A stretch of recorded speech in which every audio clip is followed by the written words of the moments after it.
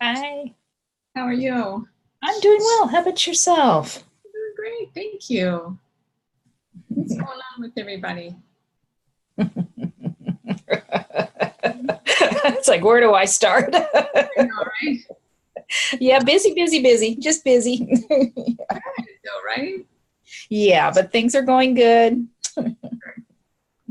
Um, when does school start? When does? August 20th, I believe the date is. It's sometime around then, but actually, I think it's August 26th. Yep, it's a Monday. Oh So my goodness. Okay. it's right around the corner.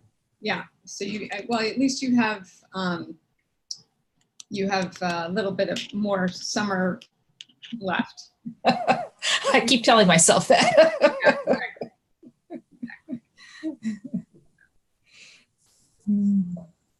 Um, I'm looking for a slide I wanted to show. There it is. Okay. Awesome. Okay. Okay. Cecilia, are you there? Oh, how are you? There you are. I'm good. How are you doing? I'm doing good. Everything is in disarray, so I'm on my phone. Okay. No problem. Yeah. I'm glad you're with us, though. That's great. Thank you. And feeling much better. Okay, so we're going to get started with our this week 7. I can't believe there's only one week left. And next week is really focused on where we go from here. Like once the course is done, how will you continue on with your practice? So that's really what next week is about. Takeaways. It's about really coming with your thoughts and ideas about what will work for you. And we're actually going to make a plan together next week too, so that you have support in doing that. That tends to be a difficult part for folks because people are often like, well, I've kind of figured out the consistency of what it's like to be in class with mindfulness, and maybe I could have done a little bit more or whatever, but at least I know what's expected of me. And from next week on, it's sort of what's going to work best in your life, that can be consistent. So that's where we're headed. I'd love to start now with a mindfulness practice if y'all are willing. So if you could, if it's works for your body to put your feet on the floor, always encourage that. And to be comfortable in your seat, but not too comfortable. And based on the meditation is always based on the readings from the week. So you'll see how it all fits together. So go ahead and if it's in your practice or feels good to you right now to close your eyes, feel free to do so. If not, gently gaze down. And as always, just notice your breath. Notice where you are right now. Notice where your body is in space and time. Notice how it feels. I even encourage you to, on an inhale, bring your shoulders up towards your ears, like really squinch them up. And then as you exhale, go ahead and release them down your back. Pulling your shoulders back, open up your chest as you inhale, expanding your heart cavity, that whole area. Take a few inhales and exhales with an expanded chest.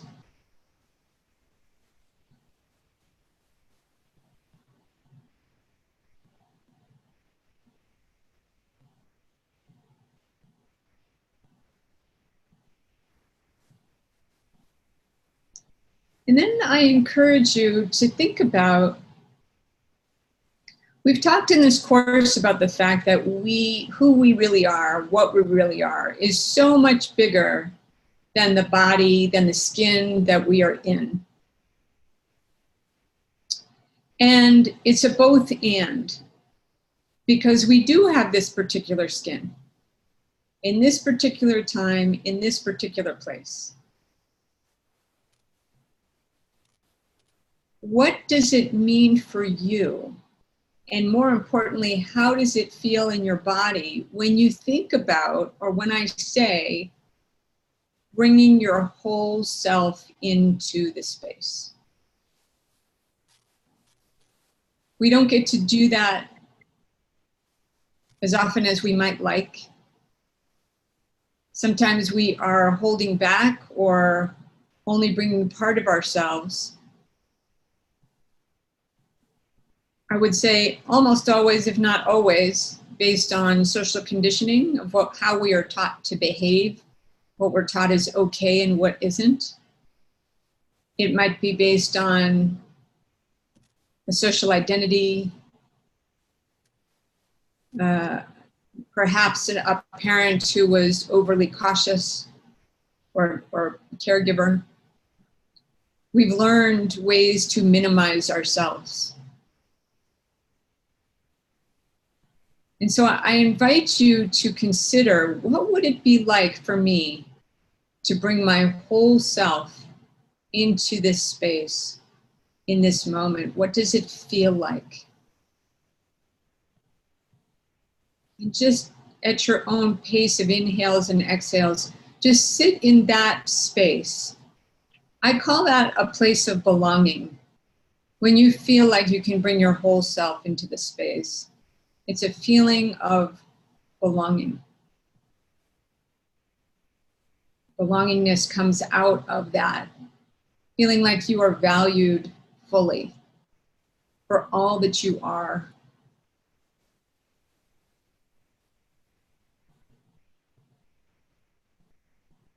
I invite you just to sit with that for a moment.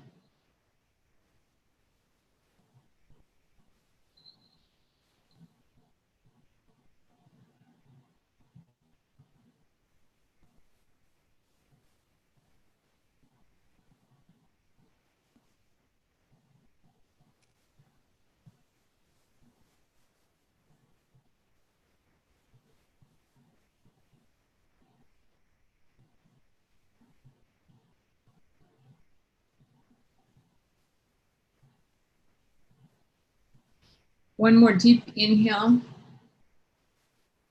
And together we exhale. And if your eyes are closed, go ahead and flutter them open. Welcome.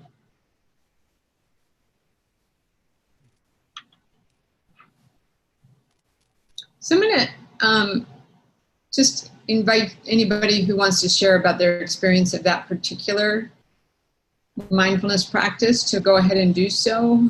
You don't have to share if you don't want to, but sometimes it's sort of a new experience for folks to consider all the ways we are stopped from bringing our whole selves into the space. And obviously based on social identities, some people have to face that or are confronted with that much more frequently than others based on all of our social identities. So if anybody wants to share anything on that sentiment and and how it feels, if you felt like that was a connection between bringing your whole self in the space and that idea of belongingness, if there was a connection for you there or not, I'd be interested. I bet. Hi, sorry I was late. I was thinking about, I just thought of my sister because I think she is the one person that I can feel. At first I was like, what does that even feel like? What does that even mean? And then I was thinking about how certain parts of myself were kind of stifled by overprotective parents and stuff like that. And then I thought about, like, when do I feel like I can fully express who I am? And it's with my sister.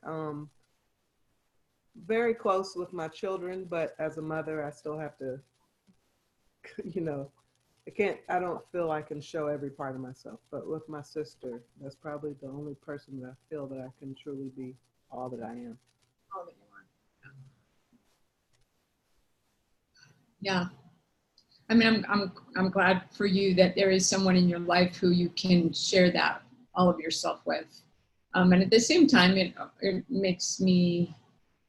really brings to the forefront the idea that there are so many ways and so many situations where we are contracted in some way, shape, or form.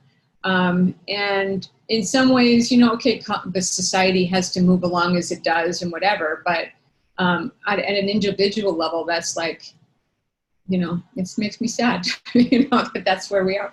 But I just think it's important as a mindfulness practice to notice when that's happening. So we can either figure, hey, is this just social conditioning? And can I really be my full self here? Can I open up and expand? Do I have a choice about this in this moment, in this particular situation? And sometimes if you're at work or you're in a situation where that's not okay, noticing that too. But sometimes when we pay attention to that, we are sort of giving ourselves even more permission to be fully whole and, fully ourselves in situations we might not always consider okay. Yeah. Thanks, Benji. Mm-hmm.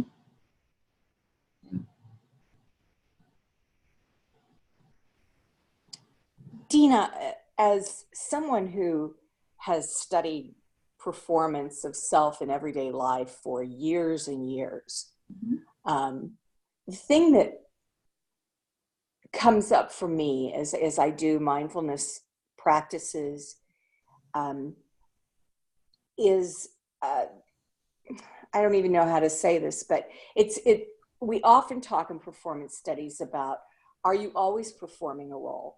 Is there ever a time when you are authentically, fully who you are? Mm-hmm. And I have found that I get closest to that when I am alone and I am engaged in a practice of trying to be fully present in a moment by myself. Yeah. That's when I feel it the most deeply. Mm-hmm. And that is when I get the most clarity about what will make me happy. And maybe part of that comes from being a pleaser. As an only, the first 7 years of my life, I was an only child, and I very much wanted to please everyone. And that stayed with me, into adulthood. So I've come to this point in my life where I realize the only person I really have to please now is me. I don't have children. I don't have a partner right now. I love my brother and sister and their families, but they're a small part of it. I only answer to me. Mm-hmm. and to a higher spirit, right? So this question is one that I really struggle with. I struggle with the notion of who can I be fully and authentically myself with? And I've come close with people. There's certain people, of course, in anyone's life where you come close to it. Like Baji was saying about her sister being that person. And I certainly feel a lot of ease around my brother and my sister. But getting to that for me has been a lifetime journey. Sure. That makes sense. And some people have, besties, best friends forever, however you want to call them, that they can feel that sense with. But I'm going to offer something a little different. And that is what I'm hearing, and I've experienced it too, so I know what that's like to feel your full self with another human being. But what if those are based on stories? What if, well, this person knows my story and therefore they know me. And so then I can fully be myself, perhaps, right? As opposed to maybe in conjunction with, I'm not quite, it's up to you to decide, who I am is way more than my stories. Oh, absolutely. So when we think about, like, perhaps in meditation, we come to that place of whatever language you want to use. I've used the word expansiveness. I've used the word allowing. I've used the word surrender. We haven't spoken too much about surrender, and we can do that if you like, because that's a complicated concept. But any of these ways of, of feeling expansive, we might be able to get there in meditation. The question is, can you bring some of that peace into every interaction you have with another person? Yeah. So that, and that's the journey. That's one journey, right? And you may take on that journey or not. Maybe that's not your goal, or that's not important to you. For me, when I think about, as one of my readers said, which I mentioned before, it's doing social justice from the inside out, right? It's the idea of, if social justice has to do with connecting, a feeling of connectedness, a feeling of authenticity, a feeling of belongingness, creating inclusion, all of that. If that's what social justice has to do with, it seems to me one way of going about that mindfully is from the inside out. And so if I am at peace and in the present moment right now, then whomever I'm speaking with, I would imagine would be able to sense that to some degree, whatever degree they are capable of. Mm-hmm. It might be very small, because maybe that's where they are in their journey, or it might be huge, and then we have a very deep connection. So does that make sense to folks? A bit? Yeah. Definitely. This is Cecilia. I just wanted to share my insights.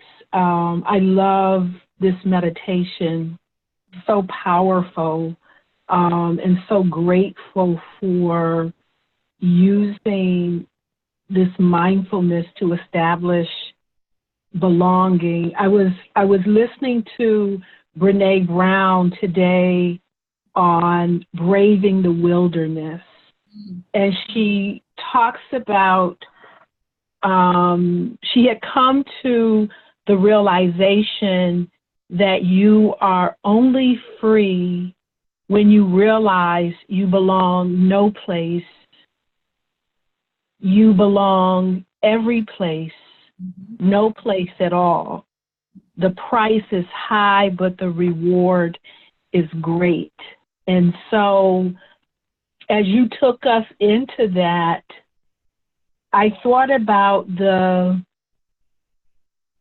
release of that inner critic, that negativity bias, but at the same time, I thought about my oneness with the collective, oneness with the greater consciousness,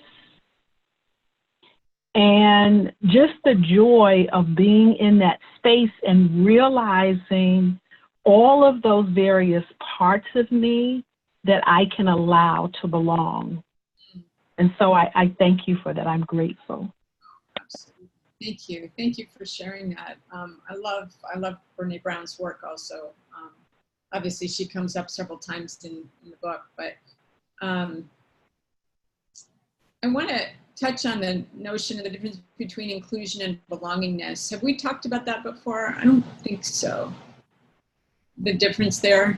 This is somewhat of a new idea that dawned on me just a few months ago, and it's really, well, I'm interested to hear what y'all think about it. So I've been teaching cultural inclusion for, in all the different ways, in, whether that is based on creating inclusive environments or workplaces or campuses or classrooms or whatever it is.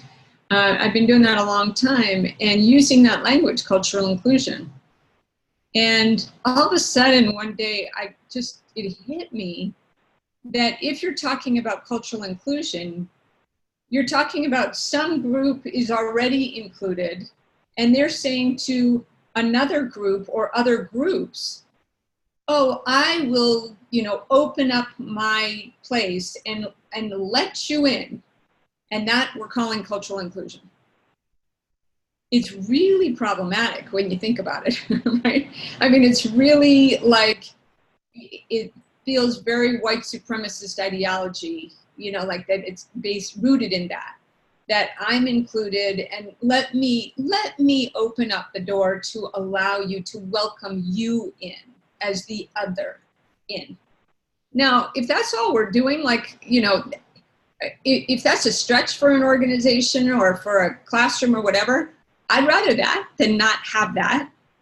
But wouldn't it be cool if instead of, or in addition to, perhaps, we start thinking about this notion of belonging? Because when you talk about belongingness, now you're talking about every single person feeling like they can bring their whole selves into the room and feel like they belong. And so inclusion comes with it. They feel included because they feel like they can bring their whole selves into the room. That's definitely my definition of belongingness, is feeling like you can bring your whole self in, your full whole self. Yeah. So thoughts about that, the difference between inclusion and belonging? I like the change. It's subtle but powerful. Thank you. Yeah. Yeah, I agree with you. And I think that's, I don't want to, I always hesitate to let go of something because it feels as though the rest of society hasn't caught up yet, if that makes sense. And so to me, inclusion is still a really important concept because, and you're not saying it's unimportant. I know that. I'm not hearing that. But I think that on an individual level, it's interesting. I use belonging in a lot of presentations I do and conversations I have when talking about individuals. I tend to use inclusion more when I'm talking about cultures, or concepts of groups, because those groups have been kept out and excluded for so long. Their cultures have not been seen as, normed, as part of the mainstream. And so, having that inclusion, having that culture be part of, included as part of this overarching envelope or umbrella that we're calling culture, is an important concept as well. So I'm not disagreeing with you. I'm just, I had a conversation earlier today with someone who said we should get rid of the word diversity. And I'm like, oh, for goodness sakes, nobody even knows what it means. How can we get rid of it? We haven't even defined it yet, So I'm kind of wanting to maintain some things. Yeah. I'll tell you, Georgina, in my work, more and more people are getting rid of the word diversity. And I'm thinking that has to be a part of the conversation. Like you can't really talk about this until you understand what these similarities and our differences are. And yeah, so I hear that very much. Is everybody, you feel comfortable about the difference between equity and equality? Folks know the difference there? I'm gonna share my slide. You all may know this, you may have seen this before, but I feel like, okay, I'm gonna just share my, oh, I know what I can do, hold on. Sorry, just give me 1 second for the technical piece. I'm gonna share this. Hopefully it comes right up. Do you all see this? You all know this one? So you probably have seen equality, and here's the equity piece of like, this, now everybody can see over the fence, and isn't that a great thing? And usually we just stop here, right? We go, we don't want equality, we want equity. And then, but I like these. This is our reality, right? This is, the haves and the have-nots here. This one's so deep, he's in like literally in a hole. And here's liberation. I love the idea, like what's the wall for? What do we got the wall for? And, you know, you can take that where you want to take it, but, you know, this is it. Have you all seen this part of this thing before? It's Cecilia. I have. I've seen it in the work that I do. And for both diversity and inclusion, but especially inclusion, I just continue to define and redefine it. When I recently spoke at our Pride event, and I said something along the lines of someone recently said that diversity is the future, but inclusion is what will power its success.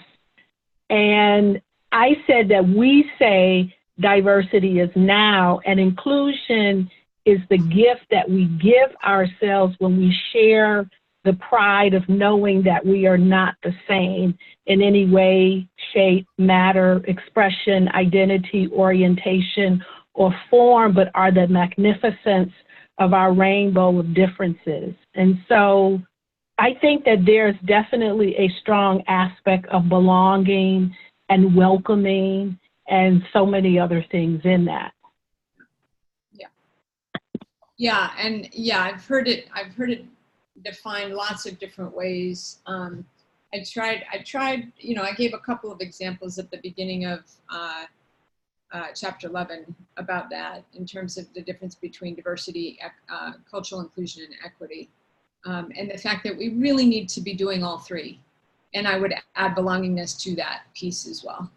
And equity, looking at the systems. And that's really where the chapter kind of goes to. These actually both chapter 11 and 12, both of those chapters really look at justice and looking deep in the systems that are problematic, that are causing inclusion for some and exclusion for others.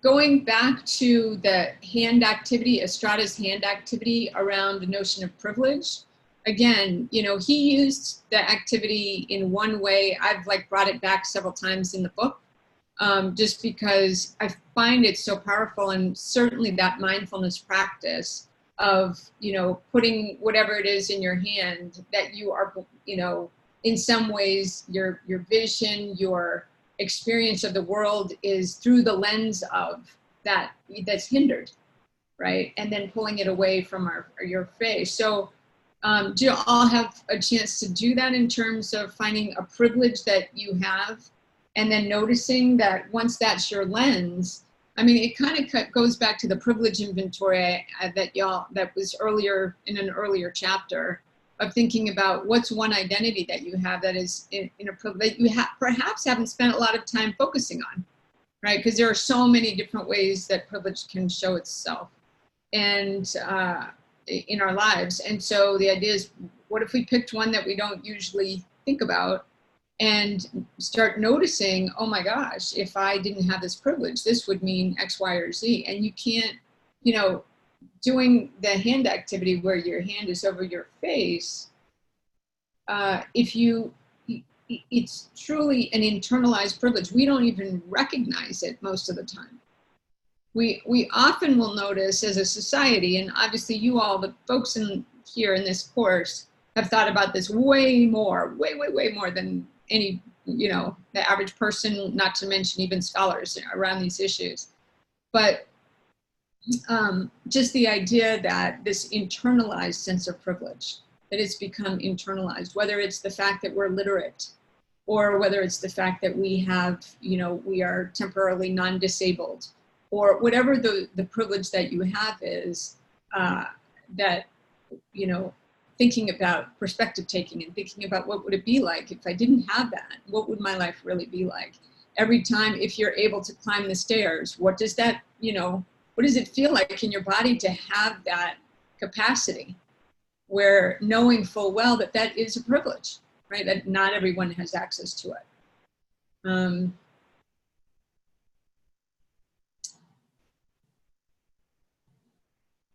So I'm going to just ask, was there any ideas or thoughts or questions that came up from thinking about that?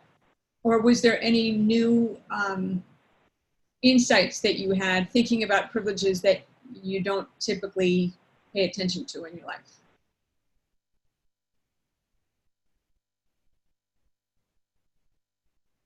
Daddy. I've been sort of this since Sunday, just really thinking about what how much I've grown and matured, because as a person, there's a young lady down the street that I met last summer, and she asked me if she could, if that my school was opening. She had any openings. She has a degree in psychology, but she's been working in warehouse. Um, so I was just thinking about, she's in her early mid 20s, young mother, and I was just thinking about myself at that age and how insecure and uneducated I was. Even though I was intelligent, I was overwhelmed and intimidated by processes like getting certified to become a teacher, you know? And so just I've been walking her through it. I was able to arrange for an interview. She may be working at my job. So I'm really excited, but it's just reminded me of how scared and kind of, overwhelmed I was by everything at that age, and so much I didn't know, and I was just like afraid to pick up the phone and make business calls. And also at that time, I didn't have a car for a while as a young mother. And so I was thinking about that driving today. Like, I always, periodically I think about, I'm grateful to have a car. And like if somebody's walking across the street or waiting to, I always stop because I know like what that's like. It's a lot harder to walk somewhere than it is to drive somewhere. So that's been on my mind a lot. And as I was listening to those, that's what came to mind, like education and maturity and confidence are privileges. Great, thank you. Thanks for sharing.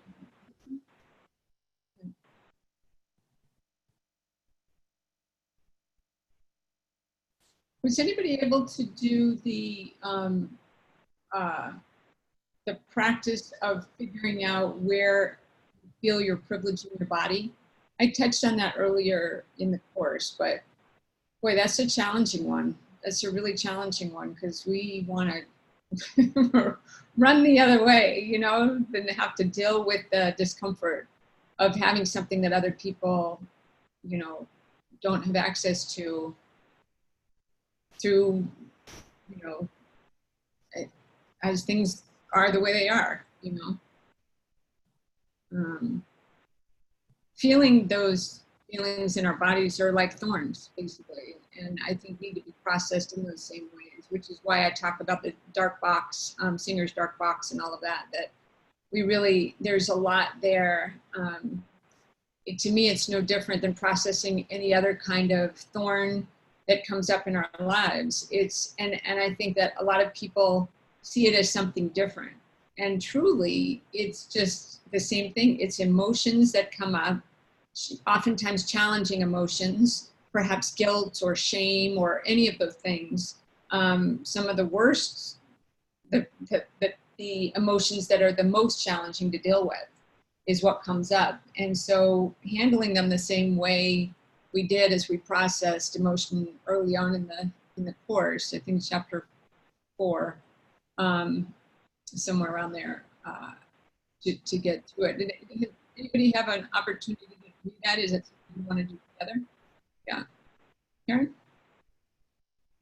Yes, I thought it was very interesting that in my meditation of imagining myself in a situation where I was being privileged and other people weren't, that my memory of it is of trying to make my body, my being smaller, and I felt it in my lower back. So it was almost like the situation is trying to pull me up and make me bigger, and at the same time I'm trying to move away from it. And where I feel that is through the shoulders and in the lower back. Interesting. And I wasn't able to put that together at the beginning of the course. that that's what was happening. But I think that there is, you know, as I've become more aware of my privilege, a desire, subconscious probably, of wanting to pull away from it, and not being able to. You don't get that option, right? But that was what came to me when I did the meditation. That's great. Thank you. I think you bring up a really important point of making ourselves smaller based on the privilege that we have. And I think that, that's a really loaded conversation, quite honestly, because in some ways I want more people to feel smaller around privilege and not abuse their privilege. But by the same token, my goal isn't to make anyone feel smaller either. So it's really, again, another both and of, you know, it's sort of it's finding a balance, maybe, perhaps, and also, which is, I mean, you all know this already, but finding comfort in the discomfort, because it's uncomfortable and it feels shameful, even though we didn't create the fact that we have privilege, that we are given privilege has nothing to do with our own, we didn't create it that way. So the fact that we get it, somehow it makes us feel ashamed anyway, even though it's not ours we don't carry the burden of creating that. And yet we hold it all, we all hold it to some degree. It's in the air we breathe. So therefore, what do we do with that? And I think that's one of the things, like taking mindful action, or mindfully taking action, I think is what I called it, the mindfulness practice at the end of chapter 11, really tries to focus on what do we do with the weight of the privilege that we carry? What can we do with it? And so to me, taking action would be a healthy, productive, a way to create community, a way to create, in fact, beloved community, where you are being of service to others in ways that try to, in some way, perhaps in a small way, perhaps in a big way, depending on what you're doing, that tries to level the playing field to some degree, right? Which on an institutional level, that seems impossible. But I always come back to the idea that institutions are made up of individuals, which is why when I share the story about being in the department store and talking about, and looking for wrapping paper for Hanukkah. You know, I could have done all these institutional sized kinds of actions, depending on what I thought would be most effective. And in the moment, I chose to connect with the clerk in the store who was, saying to me, well, it's Christmas. Like, of course the Christmas wrapping paper is going to only be $1. And, and I'm like, and Christmas is around the corner is what she said. And I'm like, but it's Hanukkah today. Why am I paying $7 a roll when people who Christmas isn't even here yet are paying $1? And so, but she got it. And so that moment, even though you can't call that institutional change, I felt like, I always go back to institutions are made up of individuals. And so perhaps she, because we had that conversation, she's a 0.00%, whatever, a little bit more aware and more, perhaps in their next team meeting, she says something about, hey, why did, what is it? I don't know. I don't really care about the outcome. And this another part about creating social change is I am never attached to the outcome. I'm going to work for the rest of my life on anti-racism activism, but I am not expecting that within my lifetime we'll reach an anti-racist society. I don't expect that to happen, but that doesn't absolve me from being on that path and being of service in that way, because I find it important. Any thoughts or ideas about all of that in terms of the individual changes versus institutional changes? Anybody want to share? I had a thought, Cecilia. When I was in Denver, one of the most powerful speakers that I heard at the Restorative Justice Conference was Adam Foss, who is a prosecutor. And he talked about his privilege and using it as a sword and a shield and giving away pieces of his privilege. And he has such a powerful story. He's has a lot on YouTube. And his story is that his father was white, he's adopted. And how, because he was one person chosen from an orphanage, how that totally changed his life, but that his life is no more important than anybody else's in the room. And because of the position he's in as a prosecutor, he's able to exercise his privilege as a shield to protect, but also to give away pieces of it when he exercises his discretion, so that he's not just sending kids to jail. He's sitting down with them and talking with them about why they did what they did and offering an alternative. And he just has such powerful stories of how that changed lives. And so I like the way he languaged that in terms of giving away pieces of it. And that's what we do when we help. That's what we do when we intercede. That's what we do when we speak on behalf. As you say, despite the institutions that, it's comprised of people. Yeah, thank you. I like that, privilege itself obviously is an institutional thing. We may feel it in our bodies, we may feel it in the experiences that we have, but it comes about from institutions. And so, interesting, the sword and the shield, I like the action aspect of that.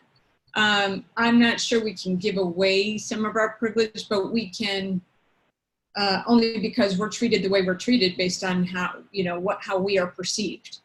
And at the same time, we can take action, right? We can behave in a way that is going to, I use the term level the playing field. I'm not even sure that's the best, analogy or metaphor for that. But the only reason I use it is because there's such an unlevel playing field in so many ways around so many different social identities. So how do we even, how do we level the playing field, at least to some degree? And I can't do that on my own. I'm very aware of that, but I can't do everything, but I also can't do nothing. There's no way I'm going to sit here doing nothing, watching it go by, Even as a mindfulness practitioner where I do a lot of observing, there's still some action that can be taken in order to shift cultures and shift society. And, I see that in businesses, I see that on campuses and all of that, and I know it's possible. I know that, in my measure of success is to see that people have language to talk about this stuff that they may not have had before. And people are actually having those conversations with people they wouldn't ordinarily have been talking to. To me, that's the idea of building relationships across difference that will shift cultures. That's kind of where I go with that. Yeah. Were you all able to come up with sort of an inventory, that inventory activity of how you can take action? I know many of you probably actually with this particular group who's on now, I'm sure you all are taking action in some way. I offered the opportunity if there was something you wanted to add or shift or adjust or maybe give some additional ideas or insights that might spur some other thinking. Anything come up that you hadn't thought of before? Whether it was in the book or not.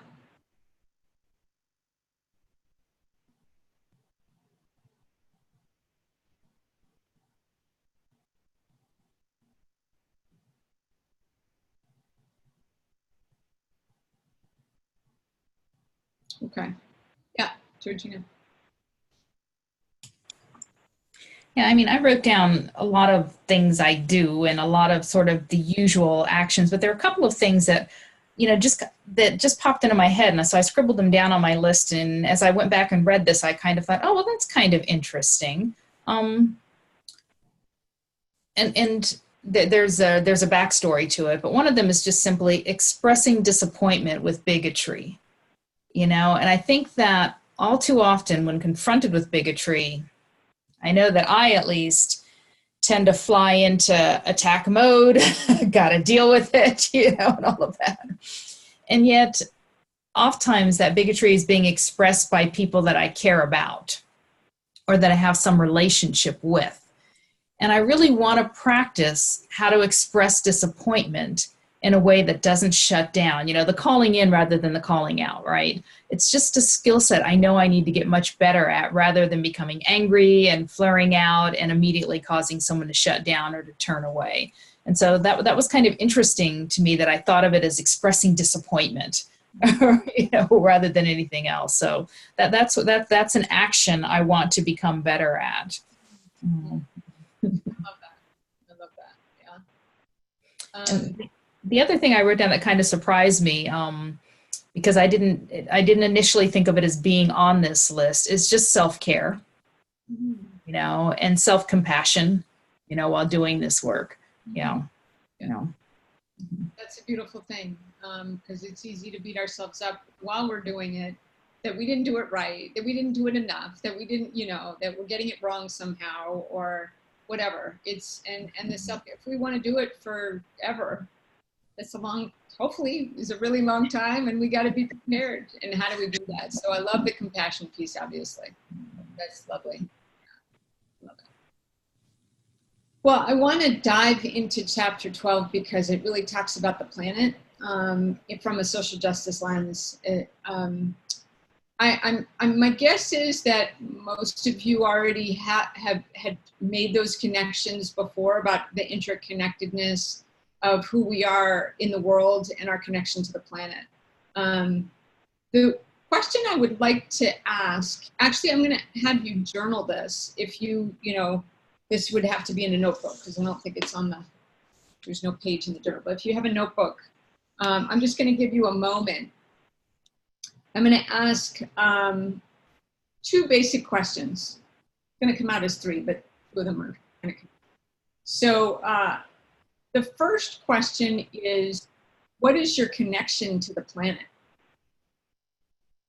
And the second part of that is, do you have one? What is your connection to the planet, if in fact you have one? And the second question, the real second question is, are you satisfied with that connection?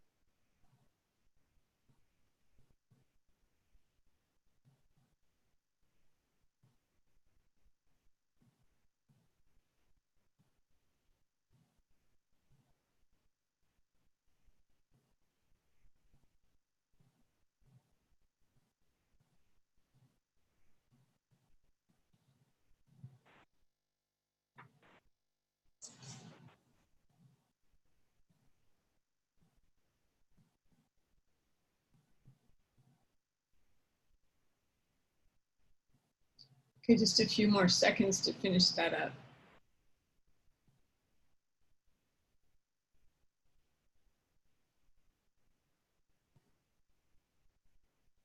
I'm curious how many of you feel like you're satisfied with the connection you have with the planet. And hopefully that makes sense, that you feel like you're connected enough that you have a relationship with it in some way.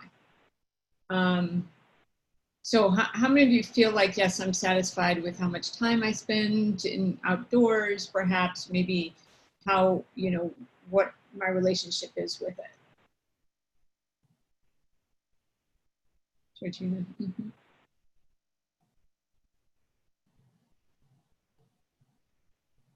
Anybody want to share? Mm-hmm.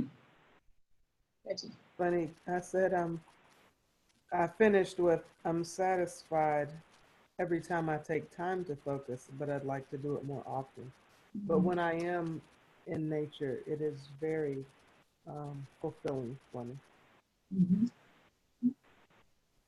So I'm going to actually invite you to go back to your journals now, and this may have already come out in your answer to those first two questions, but the third question I think is really important, not only for you to articulate clearly, but also to share with others, because how are we going to get, are we going to be innovative around climate change, but to have these kinds of conversations? And so the question is, why is it important to have a relationship with the planet?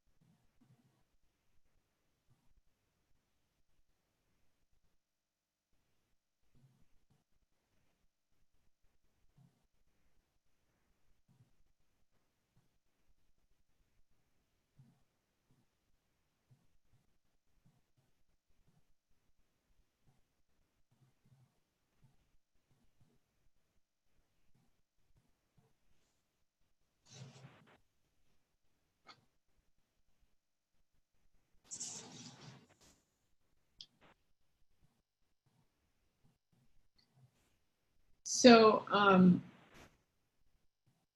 I think there was such a profound shift that I had, and I talked about this in chapter 12 also, was when I heard Dr. Heather Hackman speak. And one of the things I learned from her was that unless we're making this personal, we're not going to get anywhere, right? We hear the words climate change or any of that. There's a lot of different words now that are used around that same concept. And most people think it's something got to do with science. I don't really understand it. It's something about 2 degrees Celsius. I don't know, and that within 10 years, we're screwed as a planet. Like those are the things. It's big, it's scary, it's overwhelming. It feels like there's nothing I can do personally, like that's kind of where we go with it. And so we shy away from the conversation altogether. And what I started to do after learning from her was, first of all, to make the connection between social justice and environmental justice. And that made so much more sense to me. It was like, oh, it's not just some scientific principle out there. This is not only, this has to do with, as I put in there, who's hurt first and worst, who's going to be affected by the storms and the hurricanes and the, horrific temperatures and all of the things that are happening all over the planet, who's hurt first and worst? That's a social justice issue, right? Who has insurance and who doesn't? All of the pieces that I talk about in chapter 12. And so that was one piece that made me feel like, oh yeah, this is totally connected. But secondly, the idea that what's my connection to the great outdoors? And if I'm going to be talking about environmental justice, I need to have a connection. I need to have my own personal connection with the outdoors. What does that mean? Because it's also the idea of, if I'm out there, it reminds me of why it's so important. I am often, talk about privilege. When I go, and I typically, when the weather's good, which is so much of the time in Denver throughout the summer and even into the fall, I'm very fortunate that roughly every other day, almost every other day, I'm running in the park. Oh my gosh, what an amazing blessing that is, that I'm able physically to do that, but also I'm walking to the park, looking at the trees and thinking to myself, the air is clear. There's no, particles coming down, and, like there is in the eastern part of the world, where people have to wear masks because they can't breathe the air. There's literally flakes of ash in the air. And that's been going on for, I don't know how long. I don't want to misquote that, but it's been a while now, many years, that people, that's how they live on a daily basis. And I'm walking down the street almost every time I go, and I start thinking about the fact, like, who knows how long it's going to be clear? Who knows how long we will, will the next generation say, oh, I remember when we didn't have to wear masks. And it's no joke, but that's sort of what goes through my head. And so my connection to I'm very conscious of my connection to the air and the clouds when I look up, or the stars, or the trees, or the grass, or the flowers, or whatever. I feel like I have a deep relationship where I don't think I did before. I didn't see it the same way as I do now. I'm just curious what your responses are in terms of why this would be important to be able to verbalize, to articulate why it's important to have that connection. Karen? Yeah, I was thinking about this as I was writing, and I was thinking about it a lot in this past year. I have had a real need to be much more connected to nature and outdoors as a way of healing. And I think part of what happens with me is I become so caught up in the minutia that is my life as a professional, even in the hustling and bustling of just caring stuff, that I lose that. And what I've noticed is, as I've aged and I have the luxury of more time to spend out in nature, is that I'm coming back to those really big questions that I had at the age of 6 or 5. Like not just why is the sky blue, but Mom, when I say the sky is blue and you say the sky is blue, how do we know that the thing we're calling blue looks the same to both of us? And she would just go, oh, Karen, but it's that complexity of being able to have the time to tease it out, to watch how the swallows teach their young to fly, and what is the lesson that I can learn about my own journey forward from watching that process. The way the swallows work together to feed their babies was just fascinating, and I spent hours watching that last week because it was happening right there on the deck. Mm-hmm. And I was like, oh my gosh, I can't go anywhere right now. I'm watching the swallows. Yeah. And there is so much joy that comes to me from that, that I just have missed. I don't know how else to say it. And when I recognize that joy, I want it to be here for my niece and nephew, for their children and their children's children. I want them to have that joy too. And I think that that's one of the reasons why it is so important to me, because we're going to blow it. You know, we're going to blow it if we're not careful. Yeah. Thank you. Thanks. Yeah. I have the privilege of spending a lot of time outside, and at the risk of sounding flippant, and I don't mean to, I feel like everyone should have a dog. You know, what resonates with what you said to me, Dina, is it has to be personal, right? And, you know, when you have a dog, it's like your child, it's a part of your family, and the dog needs to go outside, and what's happening outside thereby impacts you in a real way. You know, it makes it personal, it brings it home. You know, and I'll just give you a quick example. I have the great fortune of living, you know, right near some trails that go to the lake, and that is all so beautiful, and I love it. But to get there, I have to walk down a short section of street.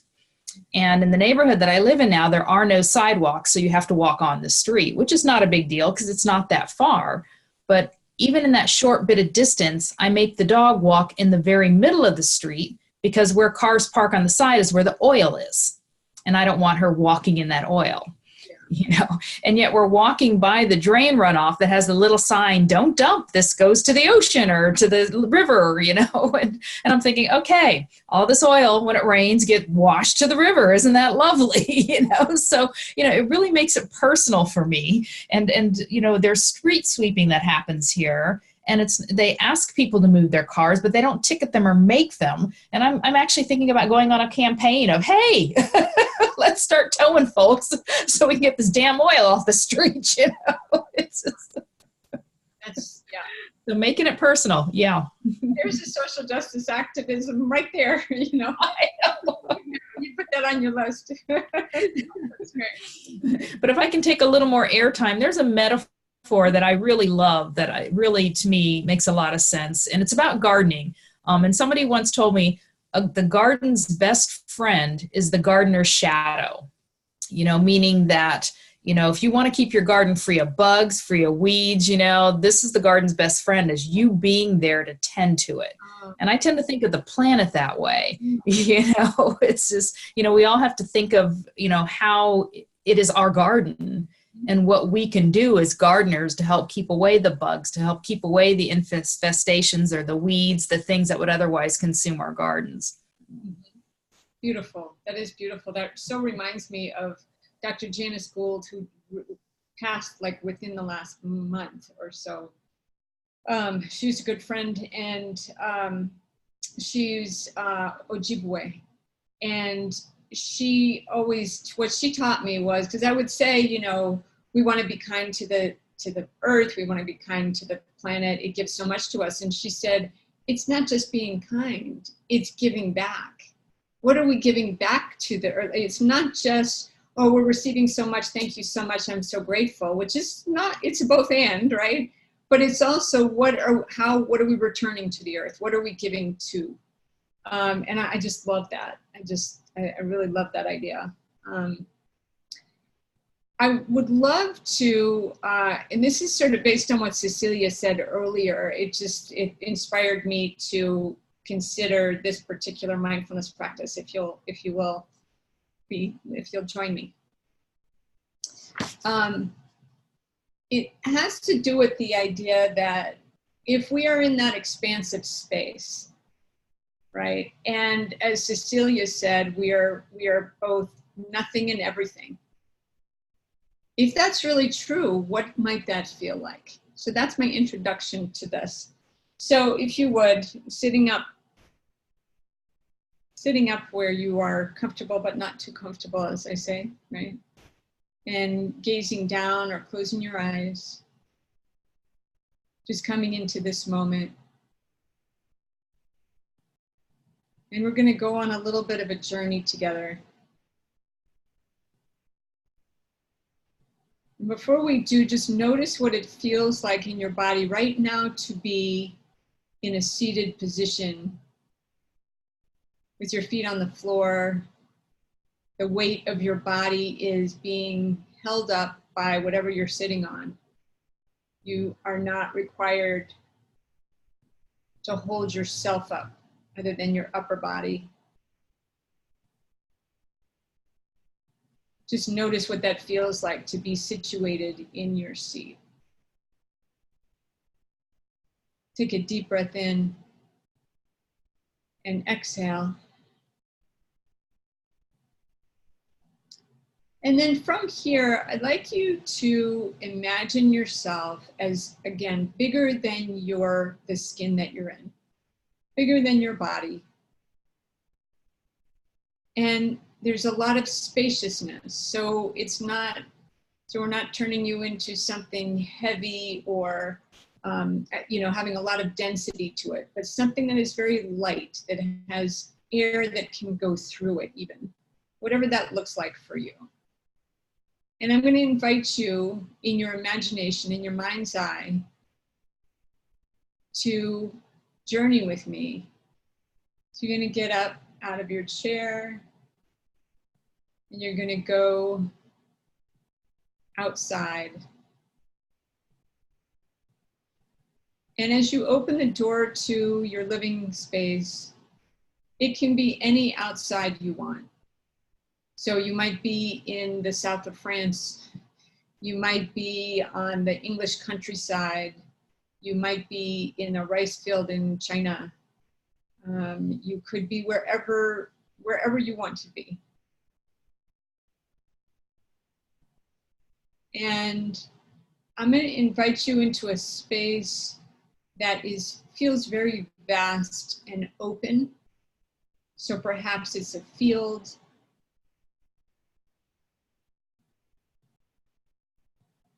Maybe it has flowers in it. And there's a little pathway for you to step onto. And so you choose to do that. Just notice what you see. Notice your feet beneath you. Notice the path ahead of you. Notice the greenness of the grass. Perhaps even the bright colors of the flowers. Maybe the blueness of the sky. The white grayishness of maybe a passing cloud or two. And when you're ready, take a deep inhale. Try to breathe in whatever comes to your senses, being in this space.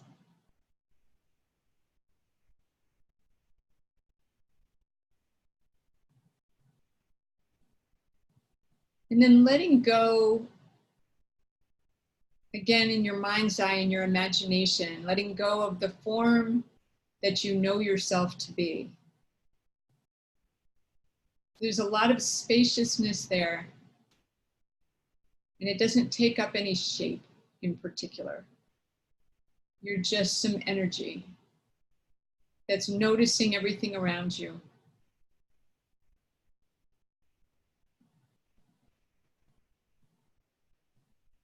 And as you move forward, you start to notice that there's a tree on your right with beautiful blossoms. And you go towards it. And as you get closer, you start to inhale its essence of what it is in all your senses. And you decide to touch the tree, so you put your hand on the tree. And you can feel the tree's energy, almost as if it's pulsating underneath your hand.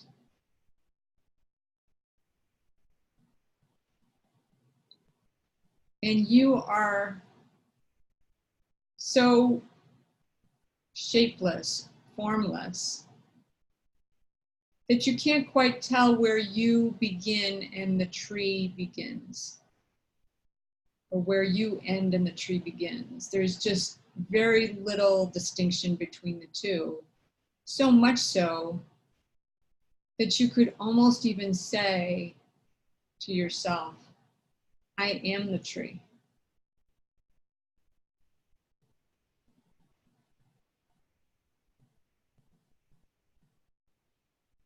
What does it feel like in this shapeless form of yourself, your energy, to identify with the tree, so much so that you are the tree? What does that feel like?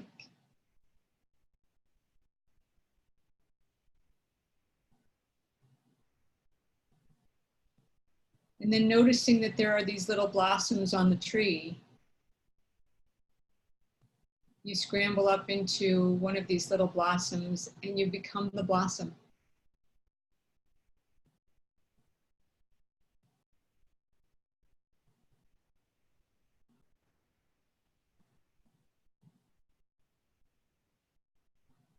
And climbing up the tree is a little squirrel, and it rests on the branch right next to you. And you take up space within the squirrel and you say, I am the squirrel.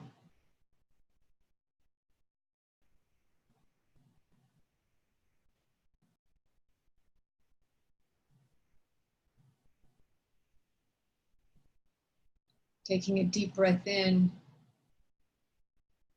and then finding your way back down the tree to the roots of the tree.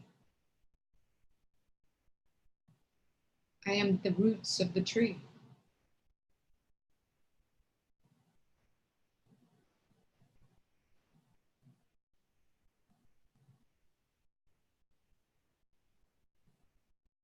Maybe you notice the grass around the tree and you become the grass.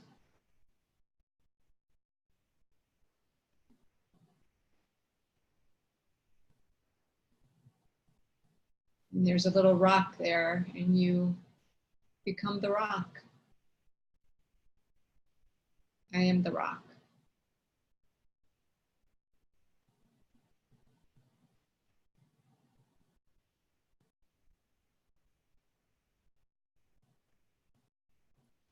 Another deep breath in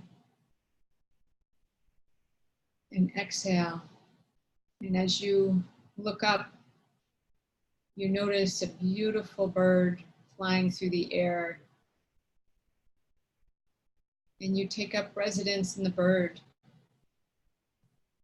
And you feel yourself soaring over all of the space, all of the trees, all of the fields.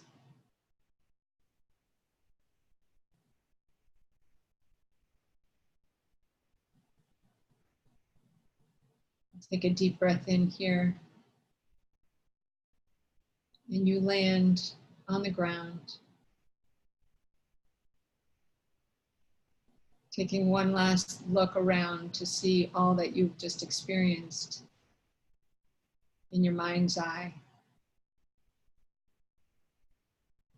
Maybe offer a little bit of gratitude for all that it is, all that's here, all the interconnection that we are.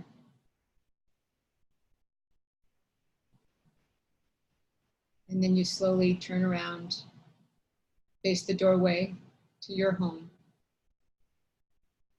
open the door, find your way back to the room that you're in and the seat that you're on. You start noticing the body that's in the chair, still filled with openness and expansiveness, but also feeling your feet on the earth, knowing that you are grounded. You are rooted.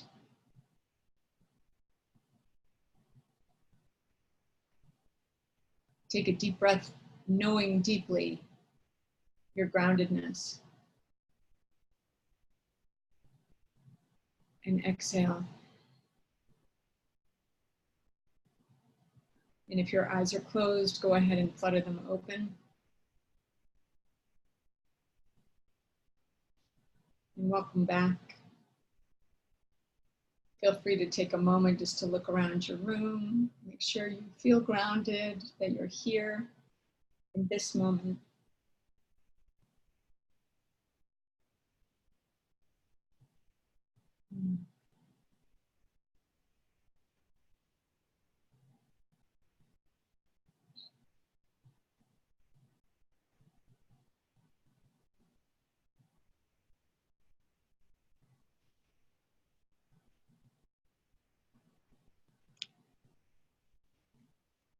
Anybody want to share your experience?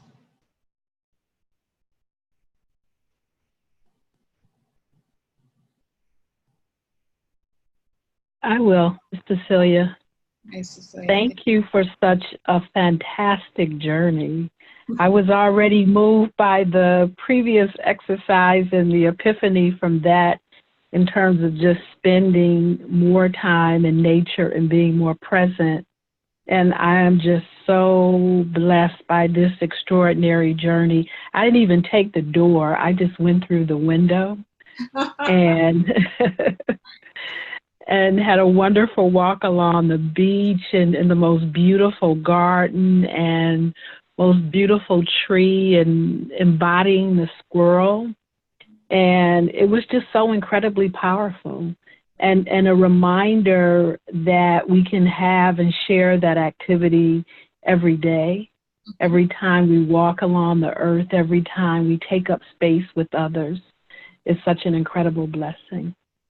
Thank you. Thank you for that. That in fact was my meditation this morning. I mean, I meditated at home, and then when I went on my run, on my way back from my run, that's what I did. I literally was looking at the flower and saying, I'm the flower. What does it feel like to embody the flower? And then I looked at the leaf on the ground, and then I looked at the rock on the ground, then I looked at the tree. I mean, like literally did that this morning. You know, it's not necessarily a regular practice for me. And so, Cecilia, your comment earlier really brought it back to the surface, and I was like, oh, it felt so lovely to feel so deeply connected to the earth in that way. So thank you for the opportunity to share it. That's yeah, and I do think too, the more we can share those kinds of experiences with others as well and engage them in these conversations, I think that's where, like I said, innovation and change actually happens. Dad, you were going to say something or no? Yeah, I was just thinking a few different things. One that Karen earlier was talking about, what is she supposed to learn from the sparrows or the swallows? And I was thinking about the exercise we just did and how, you know, this body is just our package, but it's not all of who we are. And just how, like, you know, our spirit or our mind or, you know, our energy can learn from this body that we inhabit, or the body of the swallows or the body of the squirrels.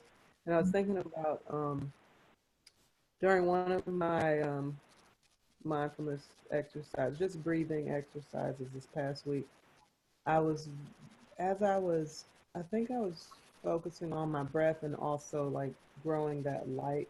But what came to me was just how it felt like, as I was focusing on my breath, that my breath was actually what was tying my body and my soul or spirit together. And I was thinking about like how scriptures talk about the breath of life. And so I was just thinking about that as I was breathing. And yeah, I hadn't had that thought while focusing on my breath before, and it was pretty powerful. Wow. Sounds really powerful, actually. Yeah, that connection. Thank you. Yeah. Yeah, I think what I just want to close with the idea of around consumption. I talk a lot in chapter 12 around consumption, how the choices that we make, what we choose to consume and how much we choose to consume. And I'm not, you know, that includes food and eating and all of that, but it's also what we buy, how much, you know, the stuff that we have. And I'm trying to think, I talked about the story of stuff, didn't I? Didn't I put that up earlier in the course? The story of stuff. Did I put that up as a video? Okay, if it's not there, I'm going to make sure it's on this one. It's 17 minutes, something like that. Very worthwhile seeing if you haven't seen it. You may not know the title and you might look at it and go, oh, I've seen this before. It's really powerful. It talks about consumption in a way that we're certainly not taught to think about it in the ways of like that. The idea of obsolete. There's a word for it, planned obsolescence. You've heard that before, where, so your phone, you've got a phone and it's planned for 6 months. Like, it's planned to last for only 6 months. They don't make phones that will last much longer than that. If you have one and it's been a couple of years, you are the exception to the rule of the 6 month rule. Like that, this is how consumption patterns happen all over the planet. And so the idea is just to be mindful as we go of what we are choosing to not only to purchase, but that every time we purchase is considered a vote. Because when you buy something, it's now it's going to be replaced by another one of those, right? That somebody who's paying attention is going to say, oh, we sold 12 of those today, I better get 12 more. So every time you purchase anything, it's actually a vote of what you want increased on the planet in terms of products and those kinds of things. And so, just be thinking about what does that mean for you in your life, if anything, perhaps you're somebody who thinks about this stuff all the time and, and that this is nothing new for you, but at the risk of repeating that idea, I think it bears repeating. And also thinking for yourself too, what questions might you ask yourself to consume goods or services or items or whatever mindful? Like what are some of the questions you might consider that resonate for you, that would make you think twice before you bought something? Again, you get to choose, right? You get to, if you obviously you can afford it because you're thinking about buying it and you're thinking, yeah, I could probably afford this. Perhaps the next question is something I need, is it a need or a want? And I'm not suggesting you only get the needs, but if it's everything you are choosing are things that are just wants, and you might consider that. You might think about that, of what that means for the planet. I think I would call that mindful consumption. And the idea of, food justice and who has access to food and all of that stuff. Like, food justice is no joke. Health justice. I mean, there are courses, and I've taught courses that's specifically focused on each of those pieces. It's way beyond the scope of this particular scenario to go deeply into those. But food justice, health justice, what does that mean for our planet, for our society, all of those things, who gets access, who doesn't, who has insurance, who doesn't, who gets access to food, healthy food, who doesn't. There is, have y'all heard, I can't remember, I don't think I wrote about this in the book. I don't remember reading if I wrote about it or not. You know about Dr., I forget what they call him. He's like, he is the person who found the exact point where sugar and salt meet, so that you aren't oversaturated, that you are just to the point, it tastes so good you want more, but not so much that you're like, okay, I've had enough. And this is like the basis of almost every potato chip. Like, they literally have figured out the exact point. And that's the formula that most companies today use. They're based on this one guy who figured it out. And that's where we are. And so, like, it's this whole huge, it sounds like conspiracy theory, but this is literally what our food system, processed food system, is based on. And so if we know that, it perhaps might make us think a little differently when we go and we think about the processed food. We probably eat some processed food. Some folks probably maybe more than less or whatever, but that processed food is created very specifically for you to buy more, period. It's all with big dollar sign, that's it. It's not health and wellness. If they call it, if it's called diet, that doesn't mean anything, you know, all of the things, yeah. Even the organic industry, you know, my daughter happened to take a whole course on what that means. She was, you know, and so I keep asking her, well, what about avocados? Like, you know, what do I need organic avocados or not organic, you know? And what we finally came to is that what makes the most sense with the research today from the work that she's done is that local is the most important in terms of the social justice ramifications. If you can buy local, that's even more important than organic, because there's no consistency in what organic even means. And so, so at least if it's locally sourced, and there's that benefit to it, that you're helping local farmers. That's what we got, you know. There's the FDA, there's so many restrictions on what you can learn and what you can't, and everything is, you know, hush hush and all of that. So it takes some deep digging to try to figure out what to do best, or what are some of the best answers. And so we're just going to have to keep paying attention to the, you know, when we get more information. Anybody have anything they want to share around that real quickly before we sign off? If there's a study that you know of or something like that that might be useful to others.